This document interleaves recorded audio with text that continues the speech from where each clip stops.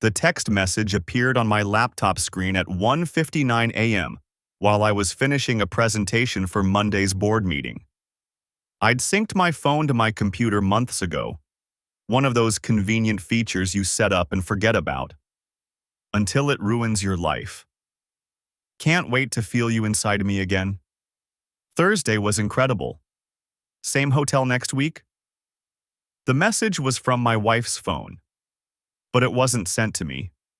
I stared at these words until they blurred. My name is David Patterson. I'm 41 years old and I've been married to Jennifer for 16 years. We have 2 kids, Emma, who just turned 14, and Tyler, who's 11. 3 days ago, I would have told you I had a good marriage. Not perfect, but solid. Real. I was wrong. My hands shook as I grabbed my phone from the desk. The message was there too, sent to a contact saved as Kyle W. I scrolled up through their conversation history, my stomach twisting tighter with each swipe. 3 months. They'd been doing this for 3 months. The messages were careful at first, vague references to meeting up and looking forward to seeing you. But they got bolder, more explicit. Jennifer, my wife who taught Sunday school and organized the neighborhood book club, was describing things we hadn't done in our bedroom for years. Maybe ever. Thursday. That was 2 days ago. She'd told me she was going to a teacher's workshop. Jennifer taught 5th grade at Riverside Elementary. Said she'd be home late, around 9. She'd walked in at 8:45, kissed me on the cheek, asked about my day, and helped Tyler with his math homework. I ran to the bathroom and threw up. When I came back, I forced myself to read everything. Every message. Every photo. Thank God they weren't explicit, just suggestive. Her in a new dress I'd never seen. Him in a restaurant I recognized downtown. A selfie of them in a car, her hand on his chest. The worst part wasn't the physical betrayal. It was how happy she looked. In 16 years of marriage, hundreds of photos together, I couldn't remember the last time I'd seen her smile like that at me. I checked the name again. Kyle W. I went through Jennifer's Facebook friends, her Instagram followers. Found him in under 5 minutes. Kyle Whitmore, 36, worked in pharmaceutical sales. Divorced. Lived in Oakmont, the next town over. His profile picture showed a guy who clearly spent more time at the gym than I did. Tall, athletic build, perfect teeth in every photo. My phone buzzed. Another message from Jennifer's phone, this time in our family group chat. Can't sleep. Just finished reading the most amazing book. Love you guys. She was upstairs, right above me, in our bed, texting her boyfriend and her family simultaneously. I sat in my home office for 3 hours, reading and rereading everything, making screenshots of every message, every photo.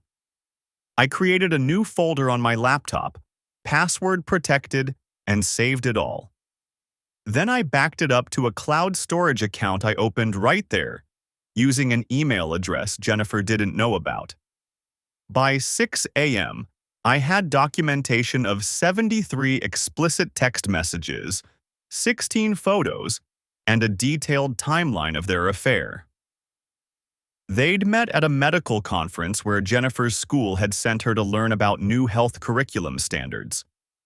He'd been working a booth for his company. They'd started with coffee, moved to lunch, then dinner. The first hotel visit was 6 weeks after they met. I heard footsteps above me. Jennifer was awake, starting her Saturday morning routine. In 30 minutes, she'd come downstairs in her yoga pants and oversized sweatshirt, pour her coffee, and ask what I wanted for breakfast. She'd probably mention her morning run, kiss the kids when they woke up, and we'd all pretend to be a normal, happy family. My chest felt like someone had parked a truck on it. I couldn't confront her. Not yet. I needed a plan. I needed to think clearly, and right now my brain was screaming static. Every emotion hit at once: rage, heartbreak, humiliation, disbelief. I wanted to storm upstairs and throw her phone in her face. I wanted to pack her bags and leave them on the lawn. I wanted to call this Kyle Whitmore and tell him exactly what I thought of men who sleep with married women. Instead, I took a shower, changed clothes, made myself look normal. When I walked into the kitchen at 7:15, Jennifer was scrambling eggs. She smiled at me, that familiar, comfortable smile I'd seen thousands of times. "Morning, honey. You were up early. Couldn't sleep?" "Had some work to finish," I said. My voice sounded normal. "How was that possible?" "You work too hard." She kissed my cheek, the same cheek she'd kissed Thursday night after being with him. "Coffee's fresh." I poured a cup and sat at the kitchen table. Watched her move around our kitchen, humming something under her breath. She looked exactly the same. How could she look the same when everything had changed? "I was thinking," she said, sliding eggs onto plates, "maybe we could do something fun today, as a family. The weather's supposed to be beautiful. We could go to the lake, pack a picnic?" "Sure," I heard myself say. "Sounds great."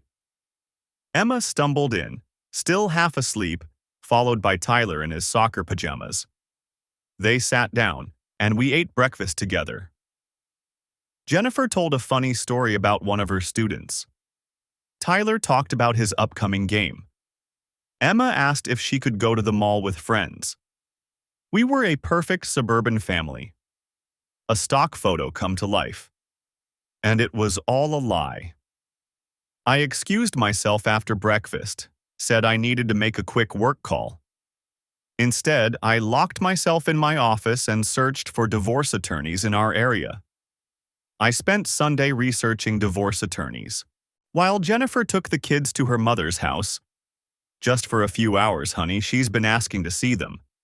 I sat in my home office with the door locked and went through lawyer websites. I'd created a new email address Saturday night. dpatterson.legaleggmail.com. Not clever, but functional.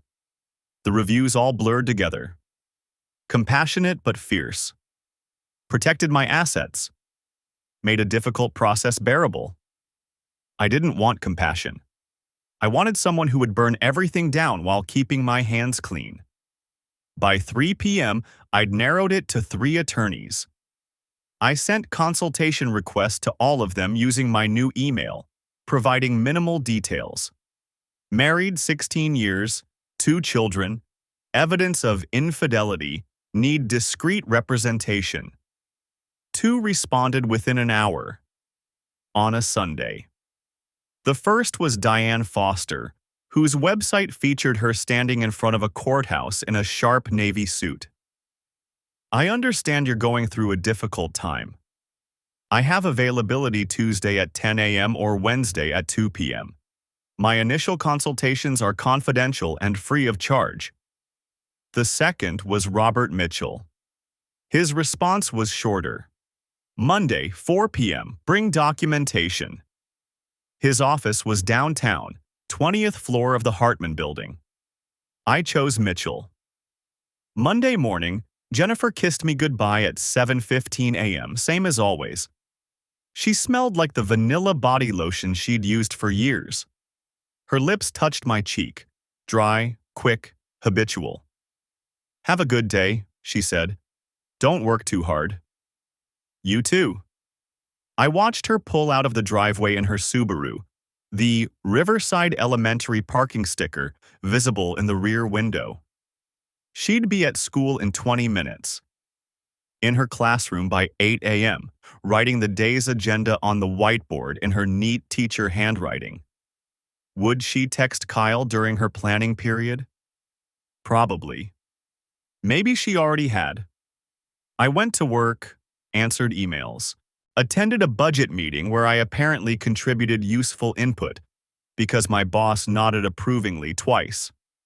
I ate lunch at my desk, turkey sandwich from the cafeteria downstairs, and reviewed a quarterly report that might as well have been written in Sanskrit for all I retained.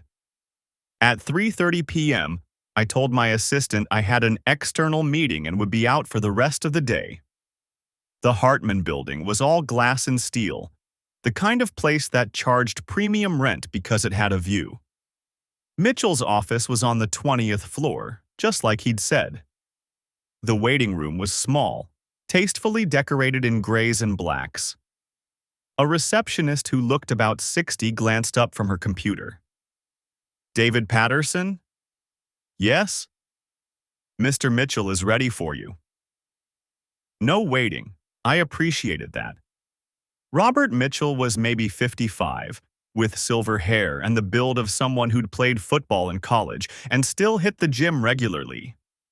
His handshake was firm without being aggressive. His office had floor-to-ceiling windows overlooking the city, a massive desk that looked like it cost more than my car, and walls lined with law books that were probably more decorative than functional in the age of digital research. "Sit," he said, gesturing to a leather chair across from his desk. "You said you have documentation?" I pulled out my phone and opened the secure folder. "Everything's here. 73 text messages spanning 3 months, 16 photos, hotel receipts I found when I checked our credit card statements online, timeline of her supposed work events versus actual meetings with him." I'd spent Sunday night building that timeline, cross-referencing her calendar, her text messages to me about where she'd be, and the messages to Kyle about where they'd actually meet. The discrepancies were damning. Mitchell took my phone, put on reading glasses, and scrolled in silence. His expression didn't change. He'd probably seen worse. Or maybe he'd just learned not to react. After 5 minutes, he set the phone down.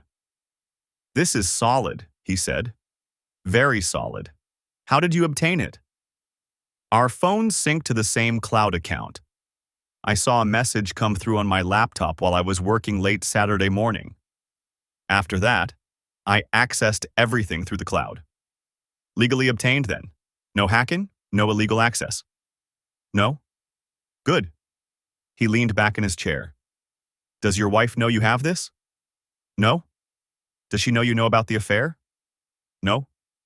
"Have you confronted her?" "No."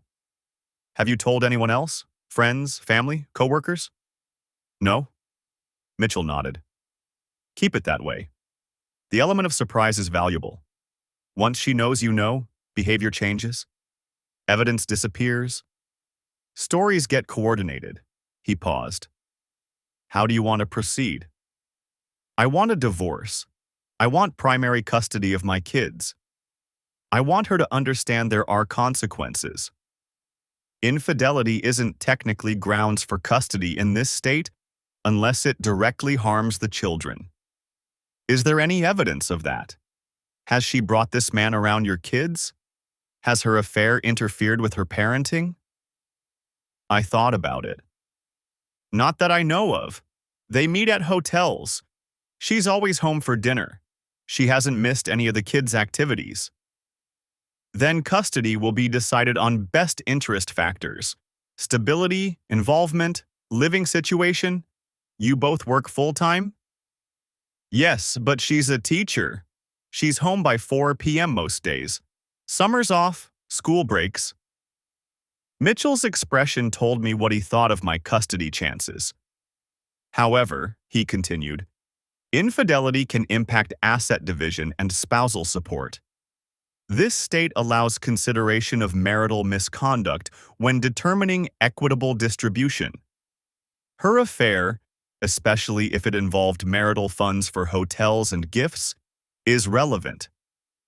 I found 3 hotel charges, total of about $800. Document everything: bank statements, credit cards, any financial records, If she's been using joint funds to support this relationship, that's dissipation of marital assets. He pulled a legal pad toward him and started writing. I'll need you to compile a complete financial picture. All accounts, retirement funds, property, debts. Do you own your home? Yes. Mortgage is about 60% paid off. Vehicles? 2. Both financed but nearly paid off. Retirement accounts? I have a 401k through work. She has a teacher's pension. Mitchell wrote quickly, his handwriting surprisingly neat. Here's what happens next. You continue gathering evidence. You don't change your behavior. You don't confront her. You don't move money around or make any large purchases. You act like everything is normal. For how long? Until we're ready to file. I'll prepare the divorce petition. We'll include a request for temporary custody arrangements and exclusive use of the marital home. When we file, we'll also request an emergency hearing if you want to move quickly. How quickly? If we file by end of this week, we could have a hearing within 2 weeks. But David, he looked at me directly. Once we file, everything changes. Your wife will be served with papers, probably at work or at home. It will be humiliating for her. Shocking. And she will lawyer up immediately. This will get expensive and potentially ugly. Are you certain? I thought about Saturday morning. Jennifer making pancakes, humming while she cooked. Tyler showing her his soccer moves in the backyard. Emma asking her advice about some friend drama. I thought about Thursday night.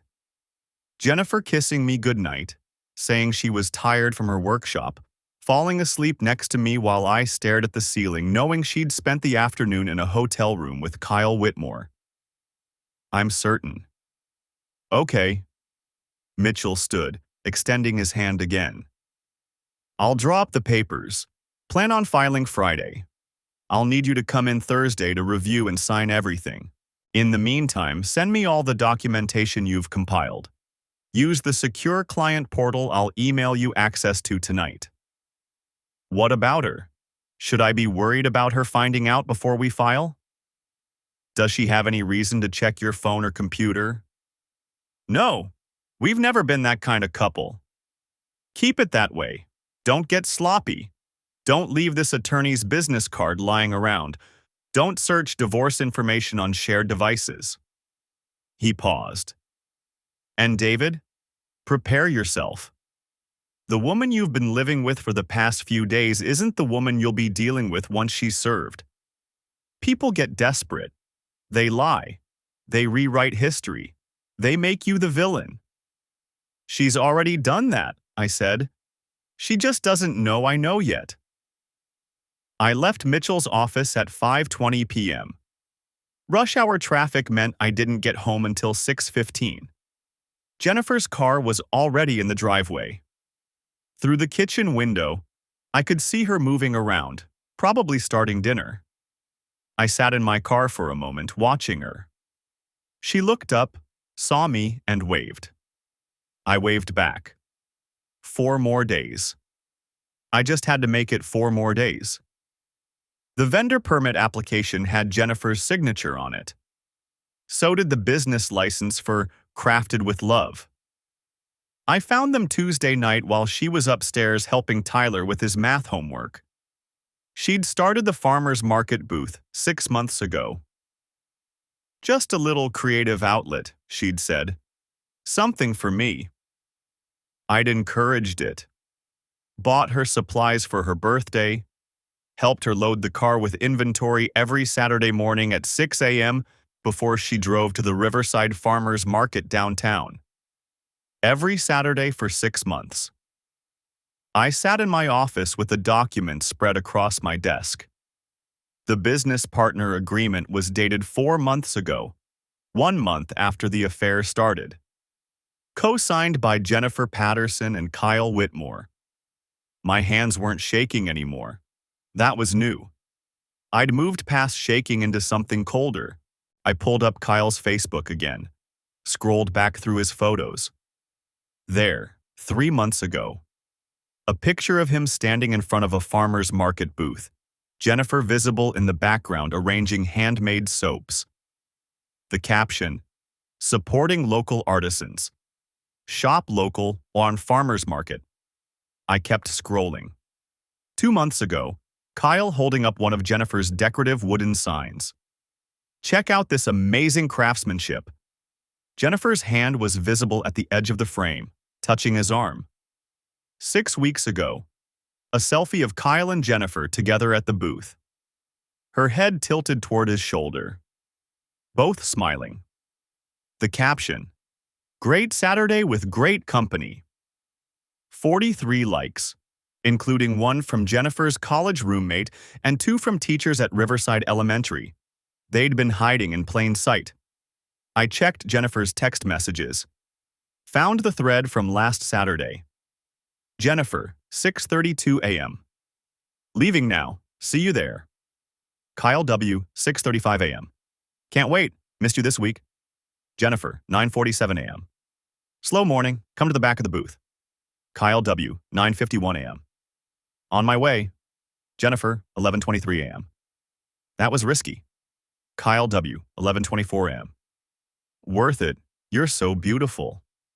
Every Saturday, while I was home with the kids, while I made them pancakes and helped Emma practice violin and threw the football with Tyler in the backyard. Every single Saturday, I opened a new document on my laptop, started typing. Wednesday morning, I called in sick to work. First time in 3 years. Jennifer left for school at 7:15 a.m., kissed me on the cheek, told me to rest and feel better. I waited until 7:30, then drove downtown to the Riverside Farmers Market office. The market manager was a woman in her 50s named Patricia Hoffman. Her office smelled like coffee and lavender. She had photos of vendor booths covering one wall. "Mr. Patterson," she said, shaking my hand. "You said on the phone this was about vendor conduct?" I'd brought my laptop, opened it on her desk. "My wife has a booth here, crafted with love, she and her business partner." Patricia nodded. Jennifer and Kyle, lovely couple, very popular booth. The word couple hit like a punch. I kept my voice steady. "I have security concerns about the booth operation." I turned the laptop toward her. "I've documented multiple instances of the booth being used for personal activities instead of business purposes." I showed her the photos from Kyle's Facebook. Then I pulled up the text messages, edited to remove the explicit content but keeping the timestamps and implications clear. Patricia's expression shifted as she read. Professional courtesy hardening into something else. These messages indicate they're using the booth as a meeting location for a personal relationship, I said. Not for legitimate business purposes. Mr. Patterson. Last Saturday, according to these messages, they abandoned the booth during business hours for personal activities. That's a violation of your vendor agreement, Section 4.2. I checked. I had checked. Downloaded the entire vendor handbook Monday night. Patricia sat back in her chair. I need to verify this. I understand. I also have concerns about the business license itself. I pulled out the partnership agreement. The business was formed 1 month after my wife and Mr. Whitmore began their relationship. I believe the booth may have been established primarily as cover for their affair, not as a legitimate business venture.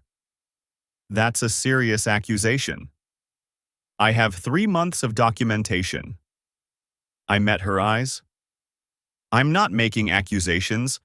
I'm reporting vendor conduct that violates market policies. What you do with that information is your decision. Patricia was quiet for a long moment. Then she picked up her phone. Let me call our weekend supervisor. We have security cameras at the market. If what you're saying is accurate, There will be footage. I met with Robert Mitchell again Wednesday afternoon. The market manager is reviewing the footage, I told him. She said she'd make a decision by Friday. Robert leaned back in his chair. That's the same day we're filing. I know. David, I need to ask, is this about the divorce or about revenge? I'd thought about that question for 3 days. It's about consequences. She used a public business, as cover for an affair. She involved other people, other vendors, the market community. She made me complicit by having me help her load the car every Saturday morning. That's not an answer. It's both, I said. It's about the divorce and it's about making sure she understands that actions have consequences. She doesn't get to keep playing happy vendor at the farmer's market while destroying our family. Robert was quiet. Then he nodded. Just be prepared. When this hits, it's gonna hit hard. The market gossip, the social media attention, it's gonna be public in a way that hurts her professionally and socially. Good. He raised an eyebrow. You're sure? I thought about Saturday mornings, about loading handmade soaps and wooden signs into her car at 6 a.m., about her kissing me goodbye, about coming home at 2 p.m. smelling like Kyle's cologne and telling me about the wonderful customers she'd met. I'm sure. Thursday night, Patricia Hoffman called my cell phone. Mr. Patterson, I've reviewed the security footage from the past 8 weeks. My heart was hammering. I stood up from the dinner table, walked into my office. And? Your concerns are valid. On multiple occasions, Ms. Patterson and Mr. Whitmore engaged in inappropriate behavior at the booth during business hours. Last Saturday, they were behind the booth for 17 minutes while customers waited unattended. The Saturday before that, they were observed being physically affectionate in a manner inconsistent with a professional business relationship. I closed my eyes. 17 minutes. Our vendor agreement is clear, Patricia continued. Booths must be operated in a professional manner. Personal relationships cannot interfere with business operations or market reputation. I'm revoking their vendor permit effective immediately. They'll receive written notice tomorrow morning. Thank you. Mr. Patterson, I'm sorry you're dealing with this. For what it's worth, several other vendors had complained about their behavior. We'd been considering action already. Your documentation simply confirmed what we'd suspected. Other vendors had noticed. Of course they had. I appreciate you telling me that, I said. After we hung up, I sat in my office for a long time. Tomorrow morning, Jennifer would receive notice that the vendor permit was revoked. Tomorrow afternoon, she'd be served with divorce papers. Both on the same day. I should have felt guilty. Should have felt something other than this cold, calm certainty. I didn't. I pulled up Kyle's Facebook one more time. His most recent post was from this afternoon, a photo of Jennifer's handmade candles with the caption, "Can't wait for another great Saturday at the market." The comments were already starting. Someone had posted, "Heard the market is cleaning house. Unprofessional vendors getting the boot?" Another comment, "About time. Some people forget it's a business market, not a dating service." The gossip was already spreading. By tomorrow, it would be everywhere. I closed the laptop and went back to dinner. Jennifer was telling Emma about her plans for Saturday's booth. New inventory, a special on the decorative signs, maybe staying later than usual. Sounds great, I said, cutting into my chicken. I'm sure it'll be a good day. She smiled at me, reached across the table and squeezed my hand. 20 hours until she got the notice. 22 hours until she was served. I squeezed back and finished my dinner. The email from Riverside Elementary arrived at 3:47 p.m. on Thursday, just as I was reviewing the final divorce documents Robert had sent over. Subject: Meeting request. Friday, 8 a.m. Principal's office. My stomach dropped. I'd been so focused on the farmer's market and the divorce that I hadn't considered this angle.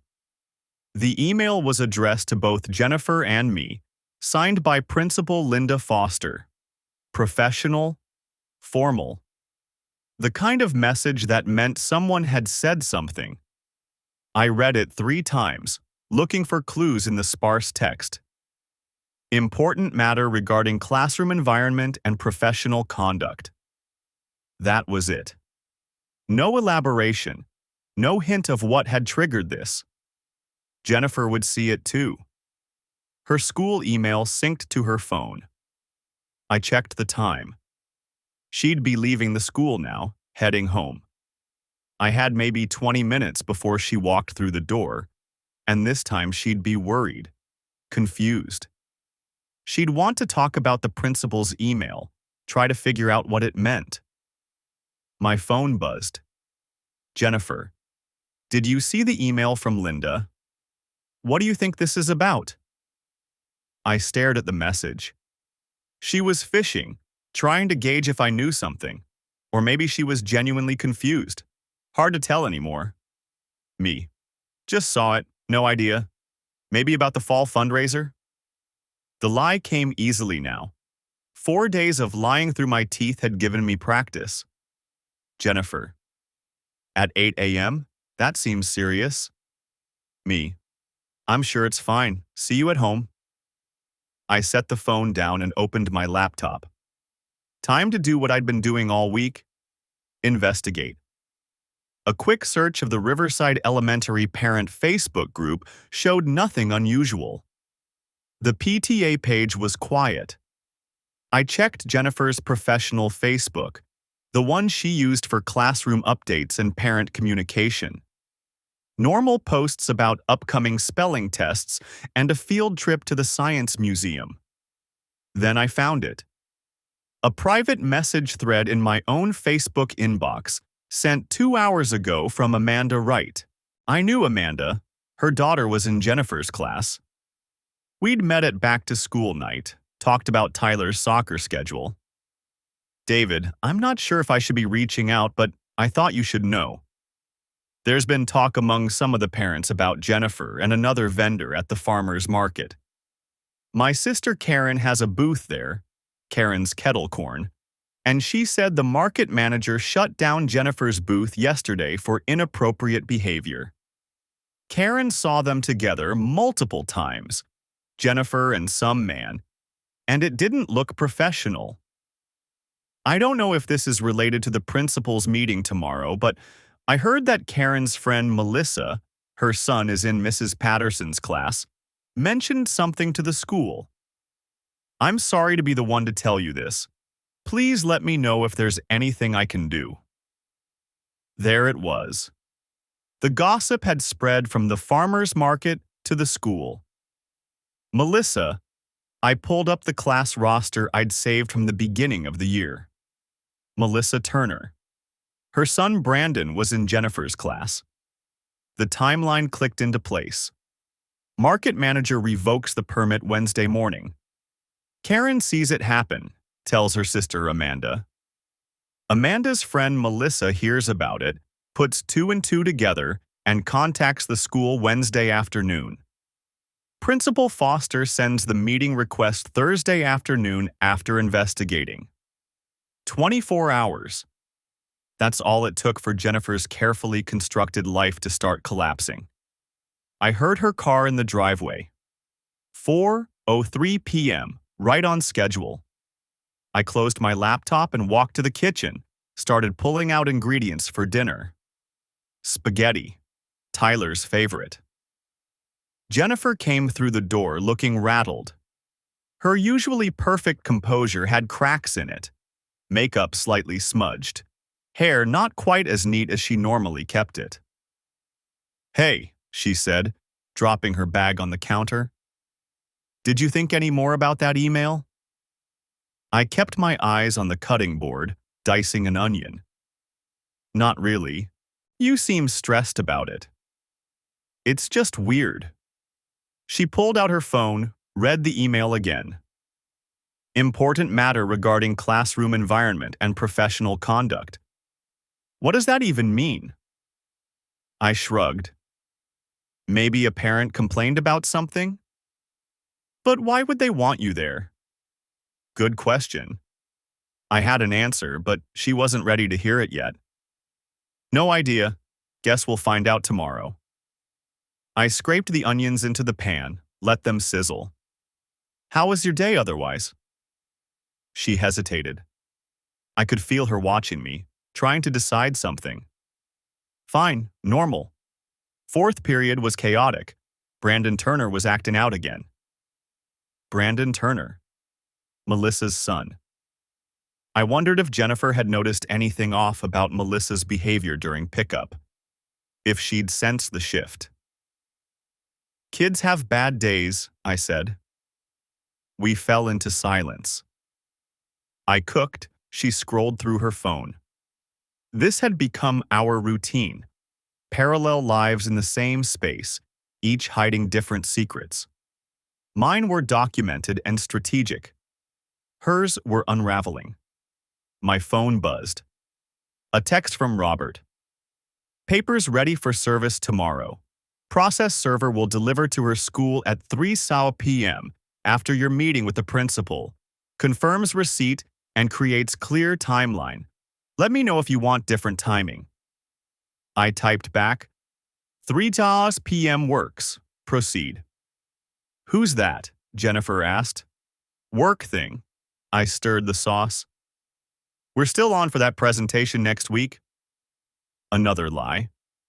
I'd cleared my calendar for the next 2 weeks, told my boss I had a family emergency coming. He hadn't asked questions. Jennifer set her phone down. David, can I ask you something? My hand tightened on the spoon. Sure. Have you heard anything about me from other parents or anyone? There it was. She knew something was wrong, could feel the walls closing in. I turned to face her, made myself look confused. Like what? I don't know, just... I had a weird interaction with Melissa Turner at pickup today.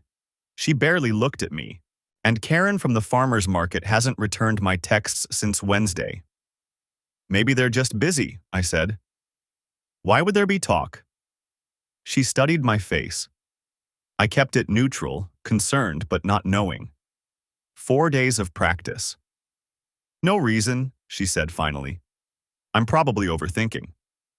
The principal's meeting has you spooked, I offered. It's probably nothing. She nodded, but didn't look convinced. Her phone buzzed. She glanced at it, and I saw her face change, a flash of something. Fear, maybe, or anger. I need to make a call, she said, already walking toward the stairs. Work stuff. I listened to her footsteps, heard the bedroom door close. 30 seconds later, I heard her voice, muffled but urgent. Couldn't make out words, but the tone was clear. She was panicking, calling Kyle probably, warning him that something was wrong, that the market booth was shut down and now the school was involved and everything was falling apart.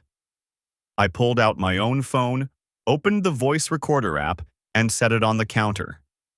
If she came down still on the phone, I wanted a record. Everything documented, everything preserved. The sauce bubbled. I added pasta to boiling water, set the timer for 11 minutes. Checked my email again. Nothing new from Robert, but a message from the market manager, Bill Stevens. David, wanted to let you know that Ms. Patterson and Mr. Whitmore came by the market office this morning, demanding an explanation for the permit revocation. I provided them with the written notice citing vendor conduct violations per market bylaws, section 4.2. They threatened legal action. I informed them that all decisions are final and that security footage is available if they wish to dispute the findings. They left without further comment. The booth space has been reassigned to a waitlist vendor, effective Saturday. Thank you for bringing this matter to our attention. So they'd tried to fight it, demanded answers, threatened lawyers, and gotten nowhere. I saved the email, added it to my evidence folder. The folder now had its own subfolder structure: financial, communications, witnesses, timeline, market incident. Everything organized, everything accessible. Jennifer's voice upstairs got louder. I caught fragments. Don't know what they know. And can't talk about this now. And Friday morning, I'll call you after. The bedroom door opened. Footsteps on the stairs. She appeared in the kitchen doorway, phone clutched in her hand, face pale. Everything okay? I asked. Fine, just coordinating some classroom stuff. She set her phone face down on the counter. When will dinner be ready? 15 minutes. Can you get Tyler? He's at the Johnson's house. She nodded, grabbed her keys, headed out. The door closed behind her. I picked up her phone, still unlocked. She'd been too flustered to lock it. The recent call log showed Kyle W. 3 minutes, 42 seconds. Before that, 2 missed calls from the same number. I opened her messages. The most recent from Kyle, sent 10 minutes ago.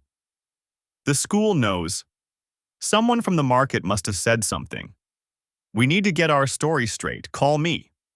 Her response? Calling now. I scrolled up. More messages from the past 2 days, increasingly frantic. Kyle asking what happened with the booth. Jennifer saying she didn't know, that the market manager wouldn't explain. Kyle suggesting they hire a lawyer. Jennifer saying they should lay low. And then, sent this afternoon, my husband will be at the school meeting tomorrow. He doesn't know anything. I need to keep it that way. I took screenshots, added them to the folder, set her phone back exactly where she'd left it. The timer beeped. Pasta was done. I drained it, mixed everything together, set the table for 4. Emma came down from her room. Tyler came back with Jennifer. We sat down to dinner like a normal family. How was school? I asked the kids. They talked. Jennifer pushed food around her plate. I ate and nodded and asked follow-up questions and watched my wife fall apart across the table. Tomorrow at 8 a.m. she'd walk into that principal's office. Tomorrow at 3 p.m. she'd be served divorce papers. Tonight, she still thought she could control the narrative. I almost felt sorry for her. Almost. I didn't sleep Thursday night. Not really.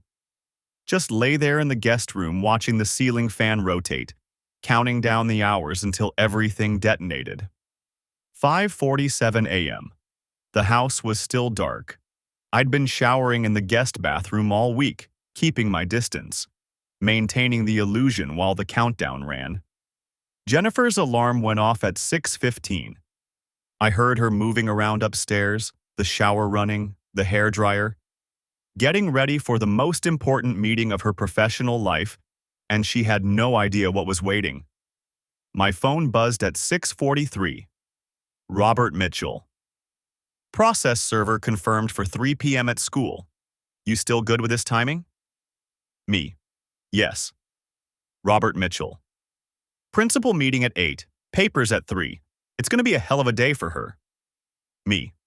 I know. Robert Mitchell. You don't have to be there for either one. Might be easier if you're not. I thought about that.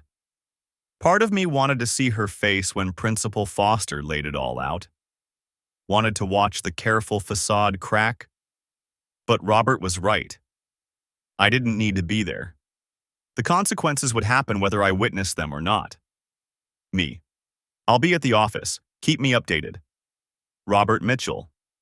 Will do. And David? Stay calm today. Don't engage if she calls or texts.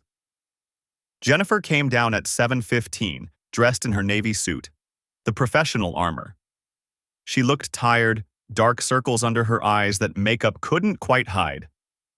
You're up early, she said, pouring coffee. Couldn't sleep. True enough. She nodded, distracted. Her phone sat face down on the counter. She kept glancing at it. Big day? I asked. Just the usual Friday stuff, end of the week chaos. She wasn't meeting my eyes. I might be late tonight. Teacher planning session. On a Friday? It happens. Her voice had an edge. We're behind on curriculum mapping. I nodded, sipping my coffee, wondering if she'd really scheduled a planning session or if this was another cover story. Wondering if Kyle knew yet that their vendor permit had been revoked. If he'd told her about the market management investigation. The gossip would have reached the school by now. Small community, tight networks. Someone's sister or cousin or neighbor who'd been at the farmer's market, who'd heard the whispers about the craft booth couple getting kicked out for inappropriate behavior. Jennifer's phone buzzed. She grabbed it immediately, read something, and her face went pale. Everything okay? I asked. Fine. She shoved the phone in her purse. I need to go. Early meeting. I thought school started at 8:30. Staff meeting, 8 a.m. She was already moving toward the door, not looking back. Don't forget Tyler has soccer practice at 4. Then she was gone, the garage door closing behind her. I sat there in the kitchen, in the house we'd bought together 12 years ago, and felt nothing. Just the hollow certainty that by tonight, everything would be different. I got to my office by 8:15. Couldn't focus on work, just kept checking my phone. Wondering what was happening in Principal Foster's office right now. 8:47 a.m. My phone rang. Unknown number. I let it go to voicemail. 9:03 a.m. Same number. Another voicemail. I played the first one. David, it's Linda Foster. I need you to call me back as soon as possible. We've had a situation come to our attention regarding Jennifer, and I think you should be aware. Please call me at this number. The second message was shorter. David, please call me. This is urgent. I called Robert instead. The principal's trying to reach me, I said. Don't call back. Not yet. Let them handle their process. You don't want to look like you orchestrated this. I didn't orchestrate anything. I just reported what I saw. I know, but perception matters. Let today play out. If the principal calls again, you can act surprised, concerned. But don't insert yourself into the school's investigation. He was right. I knew he was right. 9:34 a.m., Jennifer called. I didn't answer. 9:35 a.m., text from Jennifer. We need to talk. Now. 9:36 a.m., Jennifer. I know what you did. 9:37 a.m., Jennifer. How could you?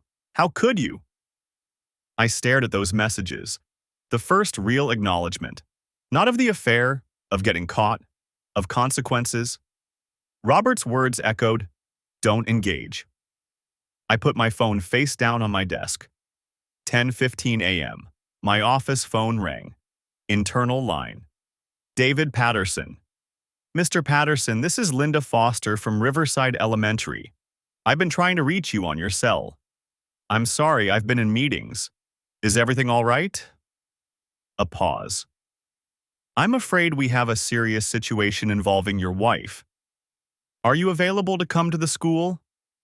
I think this conversation needs to happen in person. What kind of situation? I'd really prefer to discuss this face to face. Can you come in this afternoon? I checked my watch. The process server was scheduled for 3 p.m. I have a commitment at 3. Could we do 1:30? That works. I'll see you then. She hung up before I could ask anything else. I called Robert. She wants to meet at 1:30, I said. Should I go? Yes, but remember, you don't know anything about any investigation. You're a concerned husband whose wife's principal called with urgent news. Let her tell you what's happening. React appropriately. Concerned, not vindictive. What if Jennifer's there? She might be. Stay calm. Don't engage with her directly if you can avoid it. This is the principal's meeting, not yours. 11:47 a.m. My phone buzzed with a text from a number I didn't recognize. This is Kyle. We need to talk about what you're doing. This is insane. I stared at it. The affair partner, reaching out directly. The audacity was almost impressive. Another text. Jennifer could lose her job. Is that what you want? To destroy her career over a misunderstanding? Misunderstanding. That's what 3 months of hotel rooms and explicit messages added up to. A misunderstanding. Another text. I know you're angry, but this is going too far. We can all sit down and talk like adults. I took a screenshot. Sent it to Robert with a message. The other guy is texting me. Robert called immediately. Block the number. Don't respond. Not one word. He's calling it a misunderstanding. Of course he is. Block him. Now. And save those screenshots. I blocked Kyle's number. Then sat there, hands shaking slightly, staring at my computer screen without seeing it. 12:30 p.m. I grabbed lunch from the cafeteria but couldn't eat it. Just pushed food around the container while my mind raced through scenarios. What would Principal Foster say? What evidence did they have? Security footage from the farmer's market wasn't the school's business, but the gossip was. The professional conduct issue was real. A teacher using school time to coordinate an affair, lying about her whereabouts, the community talk. 1:15 p.m. I drove to Riverside Elementary. The parking lot was half empty, most teachers still in their classrooms. I signed in at the office, and the secretary's eyes widened slightly when she saw my name. Principal Foster is expecting you. Conference Room B. She led me down the hallway, past construction paper decorations and student artwork, past Jennifer's classroom. The door was closed. Principal Foster was waiting in the conference room. Mid-50s, gray hair pulled back, professional but warm. Usually. Today, she looked exhausted. David, thank you for coming. She gestured to a chair. Is Jennifer with you? No. I came straight from work. What's this about? She folded her hands on the table. I'm going to be direct. We've received information about inappropriate conduct involving Jennifer, specifically regarding a relationship with someone outside your marriage that has been affecting her professional responsibilities. I let my face show confusion. I don't understand. What relationship? A parent contacted us yesterday. They'd heard gossip from the farmer's market. Apparently, Jennifer has been running a vendor booth there with a man named Kyle Whitmore. The information we received suggested their relationship was not professional, and that she may have been misrepresenting her Saturday availability to you and to the school. I sat back, letting the shock register. Not hard to fake. Hearing it laid out officially made it real in a new way. I knew about the craft booth. She said it was a business partnership. Principal Foster's expression softened slightly. I'm very sorry to have to tell you this. We conducted our own inquiry, spoke with the market management. They confirmed that Jennifer and Mr. Whitmore's vendor permit was revoked Wednesday due to unprofessional conduct. Multiple vendors reported seeing them engaged in inappropriate displays of affection while neglecting customers. The room felt too small, too bright. We also discovered, she continued, that Jennifer has been using personal time requests for family obligations on Saturdays when she was actually at this market booth. That's a violation of our professional conduct policy. What does this mean? My voice came out rough. We're placing her on administrative leave pending a full investigation. She's been asked to leave campus for the day. I wanted you to hear this from me directly, and to let you know that we take these matters very seriously. Administrative leave, public humiliation, everything unraveling. The door opened. Jennifer stood there, face blotchy, eyes red. She looked at me and something ugly twisted across her features. You did this, she said. You reported me. You're destroying everything. Principal Foster stood. Jennifer, I asked you to wait in my office. He went to the market management. He told them lies. He's trying to ruin my career because he's… Jennifer, Principal Foster's voice cut through. This is not appropriate. Please return to my office, now. Jennifer's hands were shaking. She looked between us, then turned and walked out, her footsteps echoing down the hall. Principal Foster sighed. I apologize for that. This has been a difficult day. When does the process server arrive? I asked quietly. She blinked. I'm sorry? Nothing. I need to go. I stood up, legs unsteady. Principal Foster walked me to the door. David, I want you to know, whatever is happening in your marriage, that's between you and Jennifer. Our concern is solely her professional conduct. But I am sorry you're going through this. I nodded, not trusting my voice, and walked out into the hallway. 2:47 p.m. 13 minutes until the process server arrived. I sat in my car in the parking lot and waited. I watched the second hand on my dashboard clock tick toward 3 o'clock. 2:58 p.m. The school parking lot had emptied out 20 minutes ago, the Friday afternoon exodus of minivans and SUVs, leaving behind only a handful of staff vehicles. Jennifer's silver Honda Accord sat in its usual spot near the main entrance, third row back. The process server's name was Angela Torres. She'd called me at 2:30 to confirm Jennifer's location, her voice professionally neutral. I'll be there at 3 sharp, Mr. Patterson. Gray sedan. I'll park near the entrance and wait for visual confirmation before approaching. She'll be coming out the main doors, I'd said.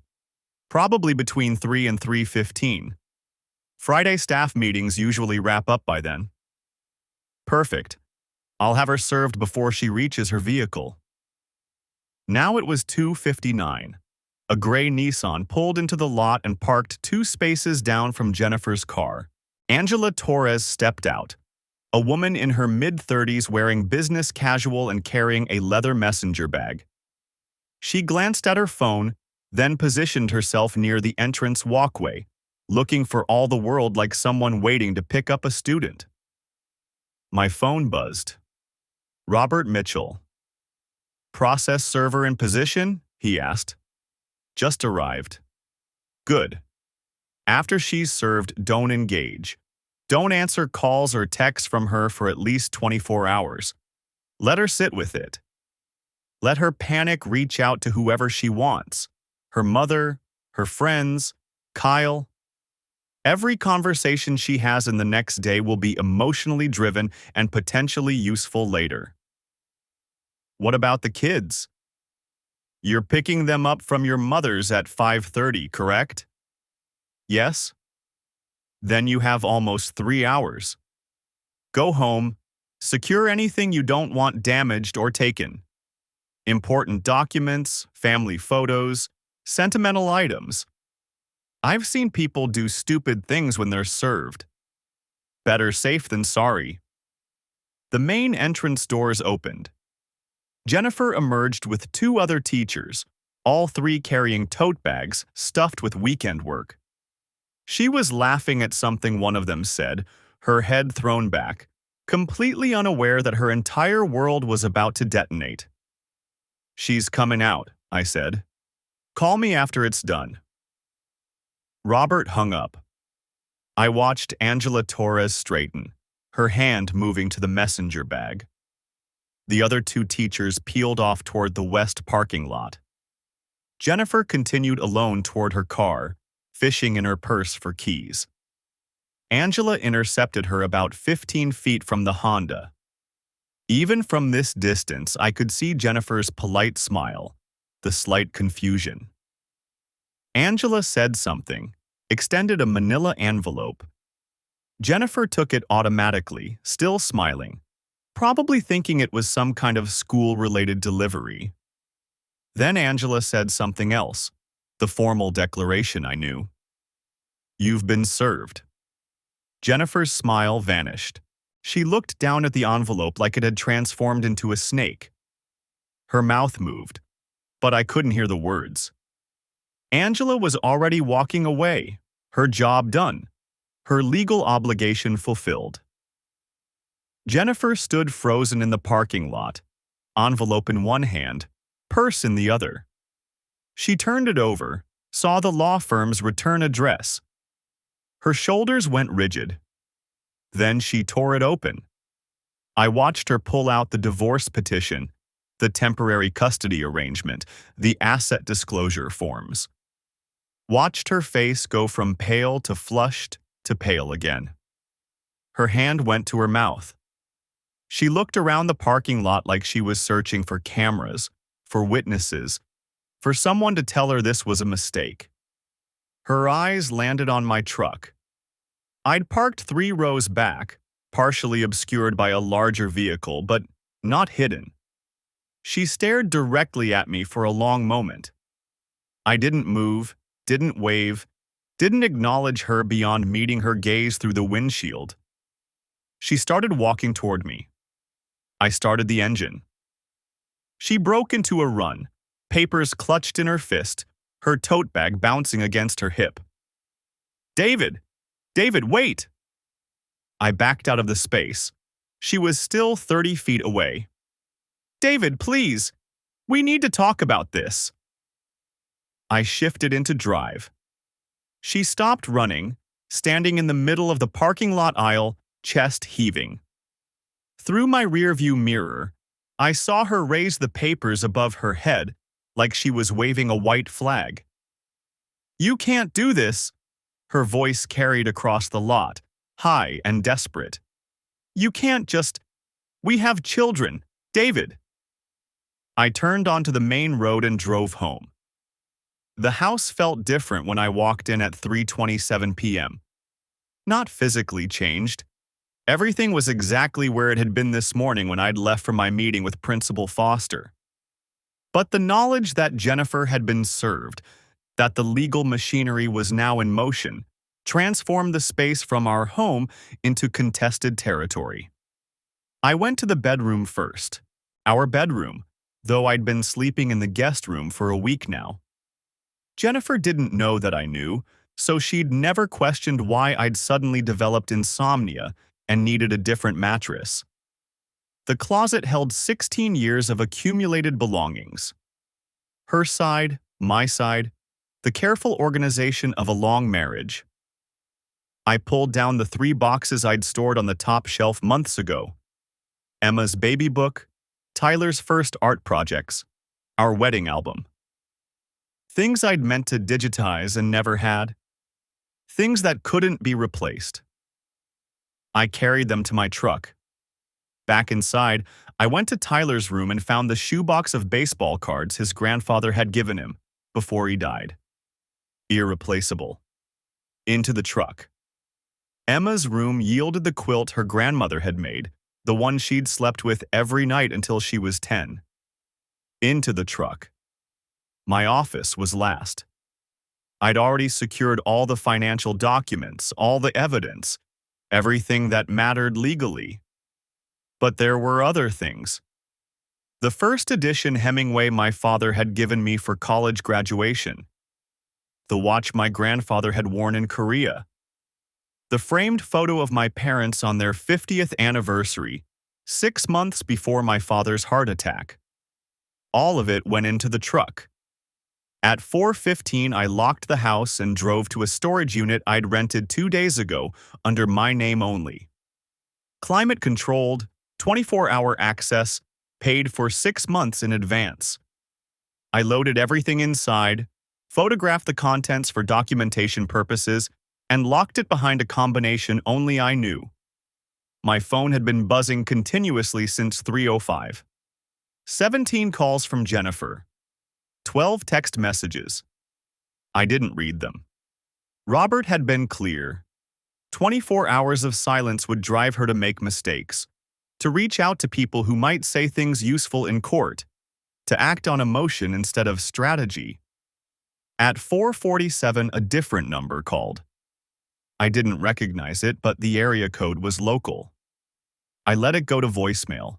30 seconds later, the voicemail notification appeared. I played it on speaker while driving to my mother's house. "David, it's Kyle. Kyle Whitmore." His voice was tight, angry. "I don't know what the hell you think you're doing, but Jennifer is hysterical right now and you need to call her back. She's your wife, man. You don't just serve someone with divorce papers at their workplace after getting them fired. That's messed up. Look, whatever problems you two have, you need to work them out like adults.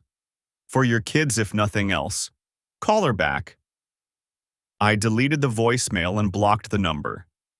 The audacity was almost impressive. The man who'd been sleeping with my wife for 3 months, who'd helped her lie to me every Saturday morning, who'd kissed her behind a craft booth while customers waited. That man was now calling to lecture me about adult behavior and thinking of the children. I wondered if Jennifer had called him immediately after being served, or if she'd waited until she'd exhausted all 17 attempts to reach me. I wondered what she'd told him, how she'd framed it. Probably as a shock, a betrayal, something she never saw coming. I wondered if she'd mentioned the farmer's market permit revocation, the school investigation, the administrative leave, or if she'd compartmentalized it all, presenting herself as a victim of my sudden, inexplicable cruelty. My mother's house appeared on the left at 5:23. I was early, but that was fine. I needed a few minutes to compose myself before facing Emma and Tyler. They'd notice if something was wrong. Kids always did. Mom met me at the door, her expression concerned. "You look exhausted." "Long day." "The kids are in the backyard. They had a good time. We made cookies, played some board games." She paused. "David, is everything okay? You seemed tense when you dropped them off this morning." "Everything's fine, Mom." She gave me the look that mothers perfect over decades. The one that says, "I know you're lying, but I'll let you tell me when you're ready." "Jennifer's been calling here," she said quietly. 3 times in the last hour. I didn't answer. She left a message asking me to have you call her immediately, that it's an emergency about the kids. "It's not about the kids." I didn't think so. She sounded upset but not scared. Mom touched my arm. "Whatever's happening, you know you can talk to me." "I know, just not yet. Soon." She nodded, squeezed my arm, and called into the house. "Emma, Tyler, your dad's here." They came running, Tyler's face smeared with chocolate, Emma's hair escaping from her ponytail. Normal kids on a normal Friday afternoon, with no idea that their normal had just been permanently shattered. "Can we bring cookies home?" Tyler asked. "Sure, buddy." "Mom called Grandma like 100 times, Emma said, rolling her eyes with teenage exasperation. "Is she okay?" "She's fine, just busy with work stuff." The lie tasted like ash, but the truth wasn't mine to tell yet. Not here, not now, not without preparation. We loaded into the truck. Kids, cookies, backpacks. I buckled Tyler into his booster seat while Emma claimed the front passenger seat with the authority of the eldest child. My phone buzzed again as I started the engine. Jennifer, 21st call. I declined it and pulled out of my mother's driveway. Dad? Emma was looking at my phone. Why aren't you answering Mom? I'll call her later. But she's called like a million times. I know, sweetie. It's grown-up stuff. Nothing for you to worry about. She frowned, but didn't push. In the rearview mirror, Tyler was already absorbed in a handheld game, cookie crumbs on his shirt. We drove toward home, toward the house that would soon be divided by lawyers and custody agreements and property settlements, toward the place where Jennifer would eventually return, and where I would have to tell my children that their parents were getting divorced. But not tonight. Tonight we'd order pizza and watch a movie and pretend everything was normal for a few more hours. The truth could wait until morning. The divorce took 9 months to finalize. Jennifer fought everything: custody, asset division, even the grounds for divorce itself. She hired Thomas Brennan, an attorney with a reputation for scorched earth tactics, and together they painted me as a vindictive husband who'd orchestrated her professional destruction out of spite. They claimed I'd manipulated evidence, that the farmers market investigation was my doing, that I'd poisoned the school administration against her. Robert Mitchell dismantled every argument with documentation. The text messages spoke for themselves. The hotel receipts came from joint accounts she'd accessed freely. The farmers market security footage showed exactly what the vendor agreement violations claimed. The school's investigation was independent, triggered by parent complaints, not my interference. In March, Jennifer's attorney tried to argue she deserved primary custody because of her teaching schedule and summers off. Robert presented evidence that she'd falsified personal time requests and used those Saturdays not for family obligations but to meet Kyle Whitmore. The judge was not impressed. By May, Jennifer had been quietly let go from Riverside Elementary. Not officially fired, her contract simply wasn't renewed. The administration cited philosophical differences and changing district needs, but everyone knew.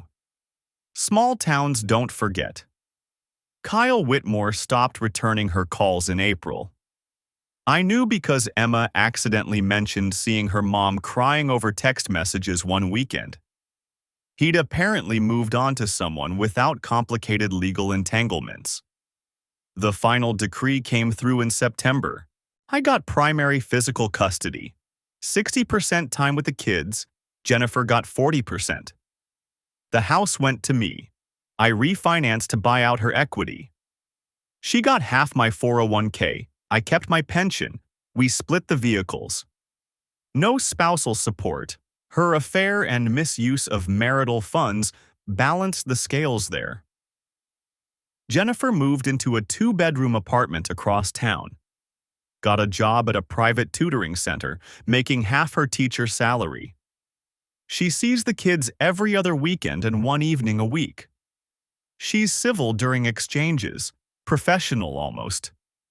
The woman who used to kiss my cheek and make pancakes on Saturday mornings is gone, replaced by someone who signs permission slips and discusses scheduling through a co-parenting app. Emma's in therapy. She's angry at both of us, but especially at Jennifer.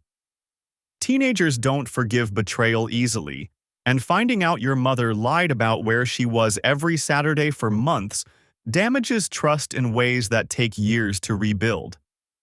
Tyler's younger, more resilient. He misses having both parents in the same house, but he's adapted. Kids do. I'm not the same person I was that Saturday morning at 2:47 a.m. when a text message changed everything. I'm harder now, more careful.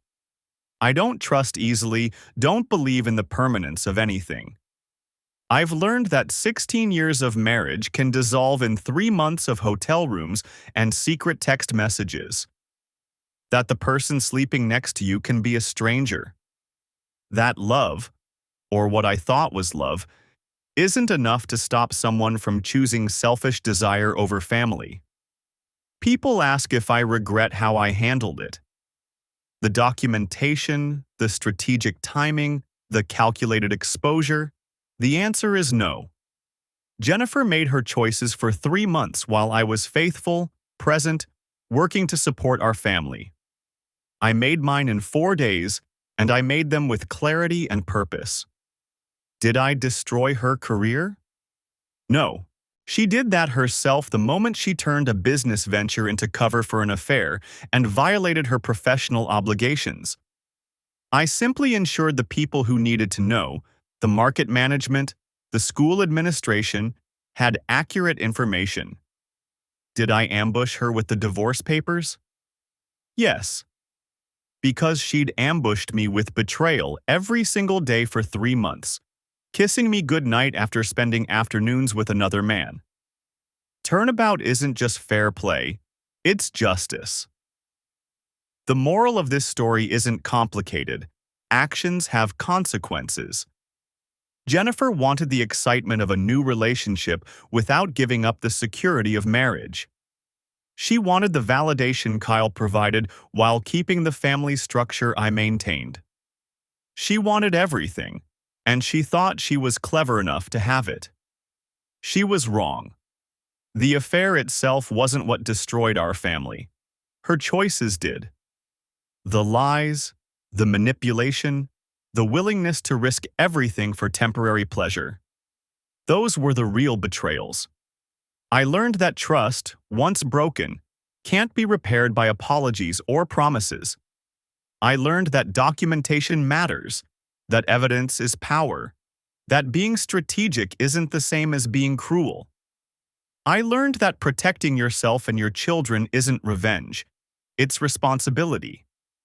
Jennifer learned that small towns have long memories, that professional reputations matter, that the person you betray might be smarter and more prepared than you assumed. We both learned that marriage isn't just about love.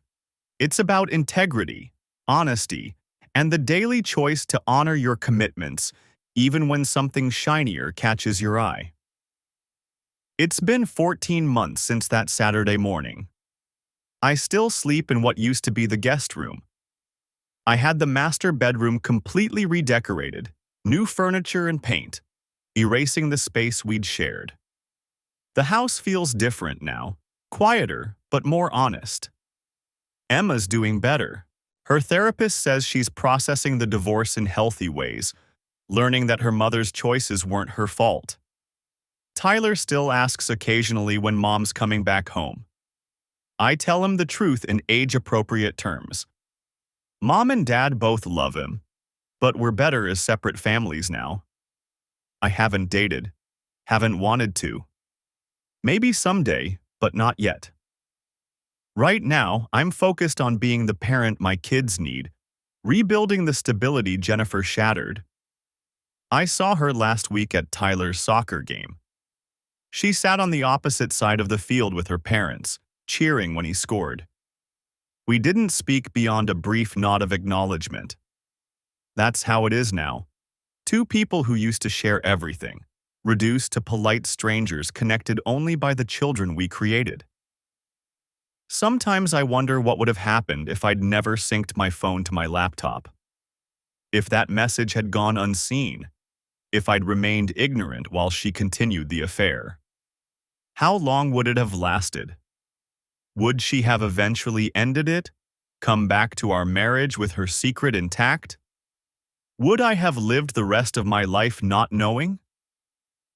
I'm glad I'll never find out. The truth, however painful, is always better than a comfortable lie. And the person who tells you that you can have both, the stability of marriage and the thrill of infidelity, is selling a fantasy that ends in wreckage. Jennifer bought that fantasy.